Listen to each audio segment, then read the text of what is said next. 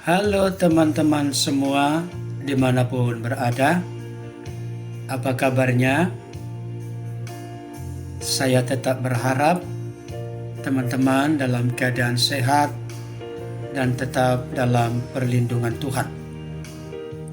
Teman-teman, kali ini saya akan memberikan satu ulasan dengan judul Pengacara Hebat Kamarudin Simanjuntak sering kutip ayat Alkitab ketika membuat pernyataan di publik.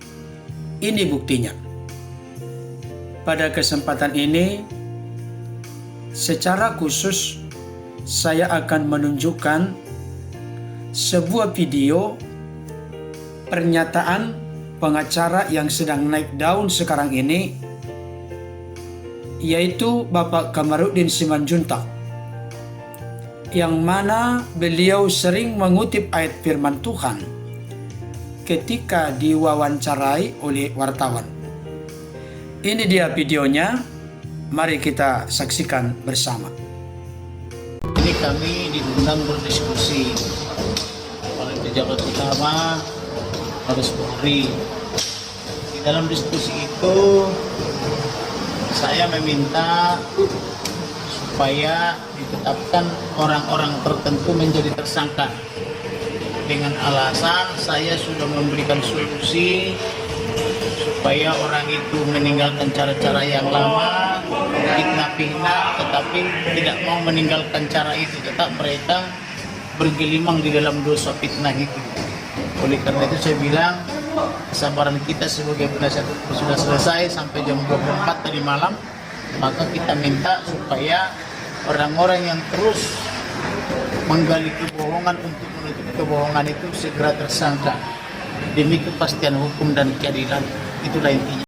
Salah satu diantaranya itu Ibu Putri, karena Ibu Putri ini selama ini kita pahami dia orang baik, tetapi rupanya pergaulan yang buruk merusak kebiasaan yang baik, karena dia berada di lingkungan yang buruk, hati dan pikirannya dipengaruhi oleh yang buruk, sehingga dia terus berperan di dalam kepura-puraan, tergoncang, depresi dan sebagainya itu. Tetapi di sisi lain dia sehat, misalnya antara lain diduga melakukan penyuapan, ada yang 500 juta, ada yang 1 M dan sebagainya. Bahkan ada juga informasi kemarin pengakuan dari LPSK juga melakukan percobaan penyuapan yaitu oleh suaminya dan sebagainya. Jadi kita pikir ini sandiwara semua. Kemudian sudah saya analisa juga percakapan WhatsApp beliau dengan almarhum maupun dengan adik almarhum, tidak ada perbuatan pelecehan itu dari awal, sudah kita yakin. Oleh karena itu, karena saya sudah berusaha menolong dia, bahkan saya kepengen bertemu sama Ibu Putri ini, tetapi dia tidak mau, terus berpura-pura melakukan obstruction of justice juga, persekongkolan jahat juga atau perbuatan jahat, menyebar kebohongan atau hoax juga di tengah masyarakat. Maka demi kepastian hukum saya minta supaya Ibu Putri segera ditetapkan tersangka. Demikian juga yang lain-lainnya itu yang menghalang-halangi penyidikan maksudnya, yang merusak barang bukti, yang menyembunyikan barang bukti juga harus segera dijadikan tersangka, jangan hanya dikenakan politik. Itu intinya. Saya meminta itu dengan sangat, dan mereka lagi pertimbangkan. Saya minta, karena kalau cuma alasan katanya terguncang, depresi, ya digantilah psikolog klinisnya menjadi psikiater atau dokter psikiater, karena dokter psikiater itu kan lebih hebat dia dan lebih luas jangkauannya, bisa diberikan dia misalnya obat supaya tidak depresi atau dibikin treatment tertentu yang terukur gitu loh, supaya dia bisa bahagia kan begitu, daripada terus berpura-pura kan nanti masyarakat jadi menganggap penegakan hukum di negeri ini kan bisa dipermainkan toh. Oleh karena itu, karena kami sebagai penegak hukum di sini ada tim tidak mau hukum dipermainkan, maka kita minta kepada Kabar Reskrim, kepada Deltipidum dan kepada yang lainnya juga, hukum harus ditegakkan. Jangan hukum ditipu dengan kepura-puraan, apalagi dengan cara-cara obstruction of justice gitu. Teman-teman semua dimanapun berada, video ini menjelaskan permintaan Kamarudin Simanjuntak bersama dengan tim pengacara keluarga almarhum Brigadir Joshua supaya orang-orang yang masih menempuh cara-cara yang lama segera ditetapkan oleh pihak kepolisian sebagai tersangka, termasuk salah seorang di antaranya, yaitu Putri Chandrawati, istri dari Irjen Verdi Sambo. Tentu kita tahu bersama bahwa Putri Chandrawati pada akhirnya sudah ditetapkan sebagai tersangka. Teman-teman dimanapun berada, dari semua pernyataan Bapak Kamarudin Simanjuntak di dalam video yang sudah saya tunjukkan tadi, paling tidak ada dua hal menarik yang sangat perlu saya bagikan kepada teman-teman. Pertama, mari kita tinggalkan cara-cara yang lama dalam menjalani kehidupan dan jangan menggali kebohongan untuk menutupi kebohongan. Kita tahu bersama Ibu Putri Chandrawati, istri dari Irjen Verdi Sambo, kelihatannya adalah seorang yang baik hati. Tetapi dari apa yang dipertontonkan, ditunjukkan ke publik, maka masyarakat, termasuk secara khusus pengacara dari keluarga almarhum Brigadir Joshua, ada tanda-tanda atau indikasi yang menunjukkan bahwa Ibu Putri Chandrawati yang kelihatannya sebagai seorang yang baik justru menempuh cara-cara yang lama, justru bergelimang di dalam dosa fitnah.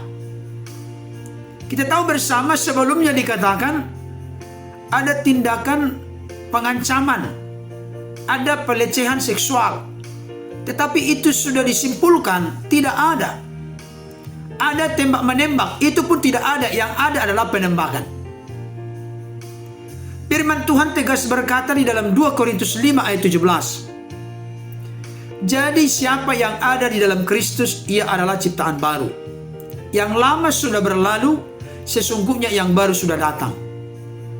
Artinya, kita tidak mungkin bisa hidup dalam kehidupan yang baru, tetapi dalam waktu yang bersamaan kita hidup dalam pola dan cara hidup yang lama. Oleh karenanya, setelah kita mengalami perjumpaan pribadi dengan Kristus, atau dengan kata lain, setelah kita percaya dan menerima Yesus sebagai Tuhan dan Juru Selamat di dalam hidup kita, maka kita harus berjalan dalam kekudusan, kesucian, kesalehan dengan didasari hidup sesuai kebenaran. Ketika misalnya kita jatuh ke dalam dosa, yang harus kita lakukan bukan berusaha menutupi dosa dengan membuat kebohongan baru atau dosa baru.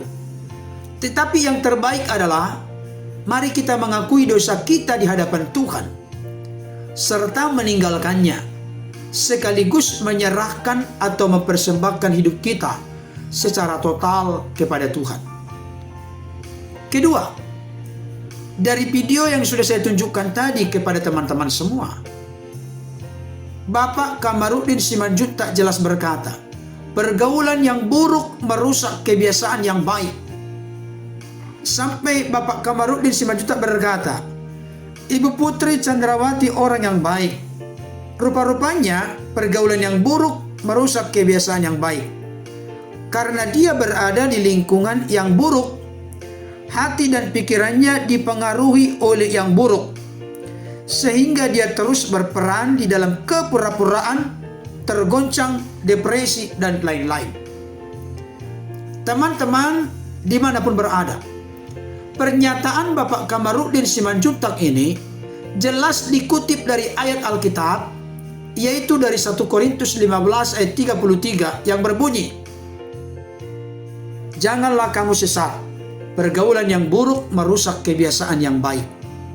Artinya, pergaulan kita bisa mempengaruhi kebiasaan-kebiasaan kita. Sebagai contoh, jika kita ingin pintar atau pandai, maka berteman dan bergaullah dengan orang pintar dan pandai. Di sisi lain, jika kita bergaul secara rutin dengan orang yang suka marah, maka lama-kelamaan kita bisa tertular menjadi orang yang suka marah. Oleh karena itu, kita perlu bijaksana dalam menentukan kepada siapa kita harus bergaul, kepada siapa kita harus berteman. Mari kita bergaul dengan orang yang suka membangun, saling menguatkan, dan saling mengasihi. Sebenarnya, teman-teman, kita harus mengingat perkataan Tuhan Yesus bahwa kita adalah garam dunia. Sifat garam itu sangat jelas. Bukan turut membusukkan, tetapi justru mencegah pembusukan. Bukan dipengaruhi, tetapi justru mempengaruhi. Bukan diwarnai, tetapi justru mewarnai. Untuk itu, saran dan masukan saya untuk kita semua. Marilah kita memiliki pergaulan yang baik, sehat, dan benar. Maka kita akan terus terbangun dalam sifat, watak, karakter yang semakin disempurnakan, sehingga menjadi serupa seperti Kristus. Kiranya ulasan saya yang praktis dan sederhana ini dapat memberikan inspirasi bagi teman-teman semua. Tuhan memberkati.